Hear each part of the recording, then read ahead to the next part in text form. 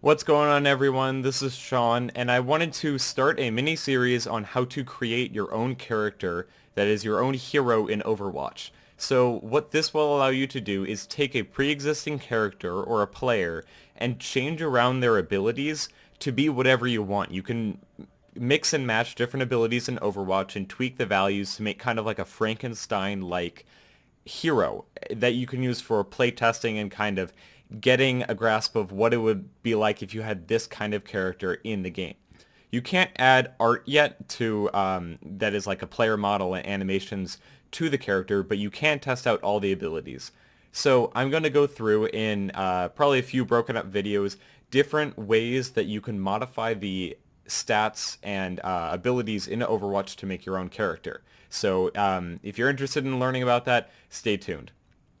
But without further ado, let's hop into a custom game here. You see I have just one player in the 0 position. So think about this as an array of positions going from 0 to 11. That'll be important later. If we hit settings, we can go and see this new workshop logo. So this is where we can add new rules to the game that modify certain characters, certain game modes, and things like that. The first thing that we're going to want to do is decide how we want to test our new character. One option is to take a pre-existing hero in Overwatch and override their abilities so that anyone playing that hero can have the new abilities with that new character that we're creating. Another option is to override a specific player in the game so that any hero they pick will have their abilities replaced with our new abilities that we add into the game. I'm going to do that second option. I'm going to make sure that only the player, the first player in the first team will get these changes, and it'll happen to everything. So there are strengths and weaknesses of either, but this is easier to kind of show the different logic. So the first thing we want to do is disable all the normal abilities for the hero on this particular player. So we're going to make a new rule and call it disable abilities. So this doesn't need to be anything specific. This is just a name for you. Important thing, don't forget to do this for any time you're dealing with a specific character or a hero. Go down to this event dropdown and go ongoing each player. Otherwise, the script won't work for that player.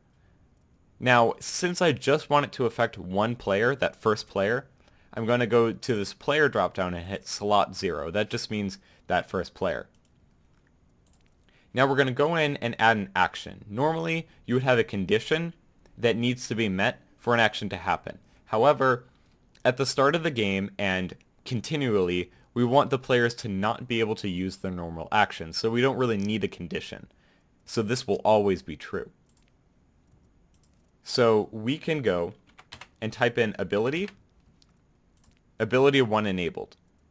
And event player just means the player we are currently dealing with. You can add rules that affect all the players, but you can access different parameters from the specific player that's duplicated across all players. But this means the player that we're dealing with.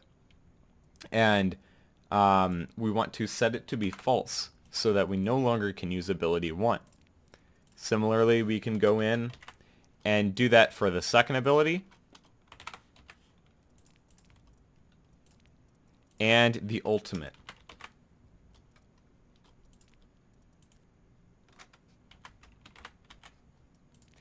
Let's just keep that there for now, just for the sake of time. I'm going to go back and eventually do the other abilities, but they must be labeled something weird, and I haven't been able to find them yet.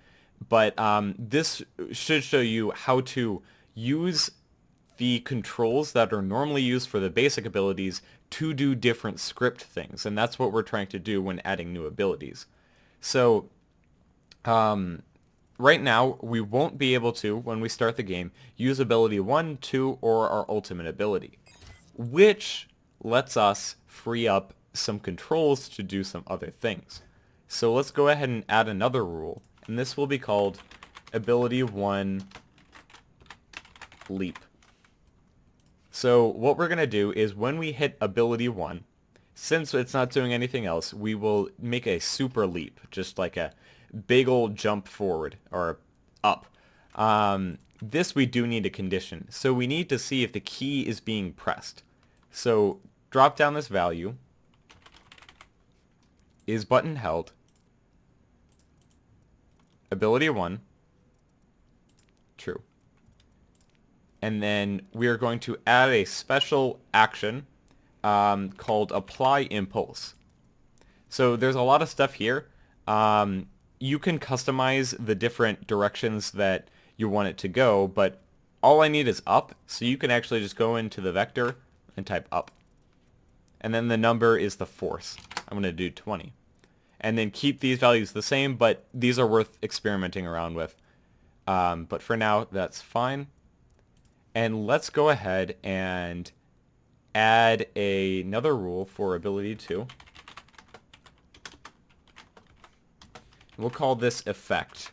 So this is a fun thing to do and an important thing to do, is creating effects when certain scripts run so that you can see they ran. You can also use the inspector that comes with Overwatch, but I personally like having a little bit of control or being able to see when things are happening without having to switch in between the editor and things like that. But for right now, let's add an effect. So if button is being held, ability 2, then we go to effect, create effect. I am going to use sparkles. You can keep all this the same. This defaults to everyone in the game being able to see it. So something you might want to do is go to the team of event player. That makes sure that only your team can see it. Let's go ahead and make these purple. Make it a little bit bigger in radius. Hit OK. And there is one problem here, so I'll show you what it looks like for now, and then we'll go back and fix a little problem with the effect. One thing, we got an error here, and you'll probably get this error a lot of times, so here's a quick fix to this. If you get this error, like ongoing global rule error, make sure that all your abilities that, all your rules that deal with specific players have that ongoing each player. And once again, I wanted to just affect that first player. So now that all of those work, you can see we don't get that error again, and we can restart match to make sure all those changes apply. Traveling to Dorado.